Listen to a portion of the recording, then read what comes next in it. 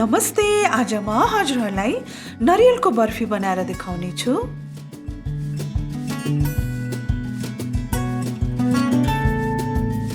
यसको लागि चाहिने सामानहरू मैले 2टा मिडियम साइजको नरियल लिएकी छु।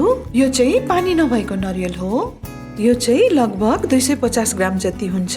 यसलाई चाहिँ सानो सानो टुक्रा गरेर ग्राइन्डर मिक्सरमा मिक्स गर्नुपर्छ। आधी गिलास जति दूध, थोरै आल्मन्ड, बदामलाई पनि मसिनो गरेर टुक्रा टुक्रा गर्नुपर्छ। 200 ग्राम जति चिनीको धुलो, यसलाई पनि ग्राइन्डर मिक्सरमा मिक्स गरेको हो। 200 ग्राम जति कुराउनी बनाउने तरिका चाहिँ मैले पहिला पनि देखाइसकेकी छु, हजुरहरूले हेर्नुहोला। थोरै ल्वाङ सुकमेलको धुलो, घिउ। अब यसलाई बनाउन सुरु गरौँ। एउटा भाँडामा ठुलो चम्चाको 1 चम्चा जति घिउ राखौँ।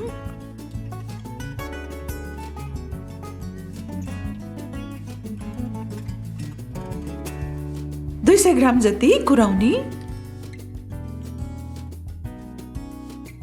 सानो आगोमा यसलाई बिस्तारैसँगले चलाउँदै जाम।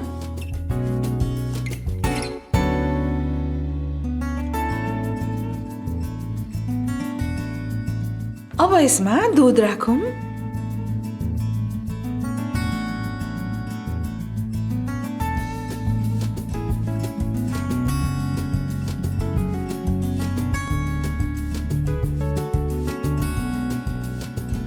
यसलाई 1-2 मिनट पकाएपछि ल्वाङ सुकमेलको धुलो राखौँ।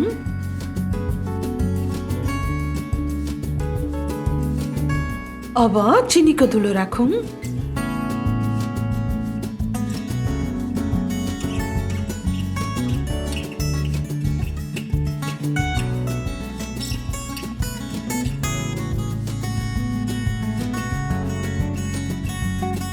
अब यसलाई एकछिन चलाएपछि नरियलको धुलो राखौँ। यसलाई राम्ररी मिक्स गर्नुहोला। आगो चाहिँ सानो नै हुनुपर्छ।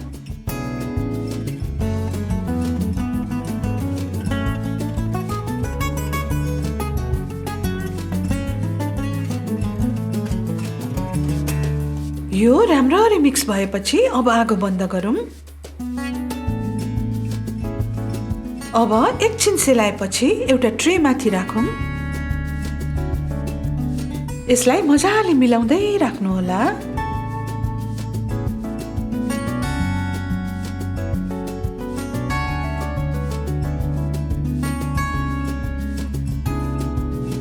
माथिबाट आल्मन्ड राखौँ।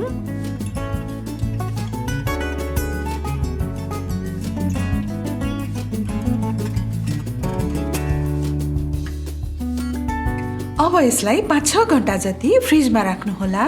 डिप फ्रिजमा चाहिँ नराख्नुहोला, नर्मलमै राख्नुहोला। केही घण्टा चिसोमा राखेपछि चाहिँ यो जाम हुन्छ र यसलाई बर्फीको सेपमा काट्नु सजिलो हुन्छ। मिलाएर बराबर साइजमा काट्नुहोला।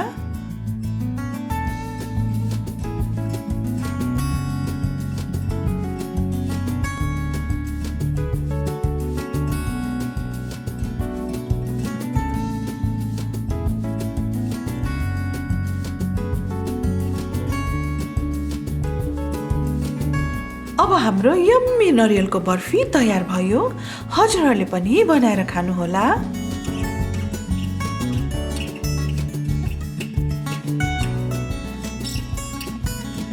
हजुरहरूलाई मेरो रेसिपी मन पर्यो भने लाइक बटन दाबिदिनुहोला र रातो कलरको सब्स्क्राइब बटन पनि दाबिदिनुहोला। Bye bye, have a nice time.